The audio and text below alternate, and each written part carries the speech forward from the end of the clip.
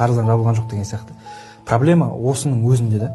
Салауатта, яғни саған қашан мал мүлкіне береке кіреді, кәдімгідей рухани да материалда қашан бай боласың, егер сенің салауатың шынымен де жаңа Алла үшін, Алла ел үшін болған кезде ғана. Яғни ғибадат істелген кезде түпкі ниетің ақырет болса, мына дүниелік нәрсе реттеледі, оған проблема жоқ. Ал сенің түпкі ниетің дүние болса, ол реттелмейді. Ол кәдімгі 100% айтуға болады да, тек қана ниетің дүние болса. Тіпті Алла тағала Құранда айтады, егер де олар дүние қалайтын болса, дүниесін береміз дейді да. Бірақ ол уақытша ғой, бірақ ақыретте олар ештеңе жоқ дейді да, ол қиын да. Шынымен ол қиын. Сосын мынандай бір нәрсе бар да, онымен қоса. Мысалға, ғалымдар айтады енді адам болғаннан кейін бәрі дүние нәрсені қалайсың сен. Ішінде түпкі ниет болады сенде бір, ақшам көбейсе ғой деген сияқты. Енді осы жерде ғалымдар айтады, шынымен де дүниенің қалайды екенсің мақұл, бірақ та сенің бәрібір де ниетіңнің бір бөлігінде Алла үшін деген нәрсе болу керек дейді. Өйткені Құранда жаңа Роббана атина фид дуния хасана деп келді.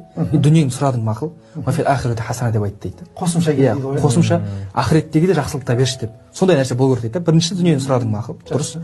Одан кейін ақыретті де сұра дейді. Түпкі ниетіңде бәрі ақырет болу керек дейді. Негізгі мәселе осы салауатта. Ниетің сенің ғибадат болу керек. Бірақ сені сол ғибадатқа қызықтыратын жаңағы дүниелік мәселелер болса болады.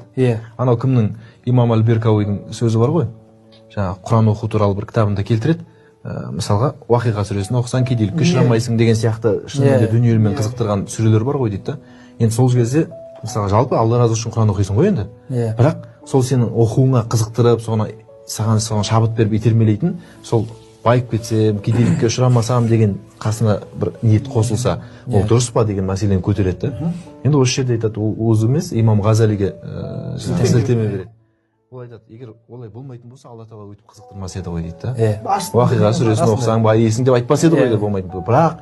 Бірақ түпкі ниетің сенің жаңағы Абылай айтпақшы, Алла разылығы үшін бұл ғибадат ретінде атқарылуы керек та. Жаңа бір сөз сияқты осындай, береді деп құлшылық қылма дейді да.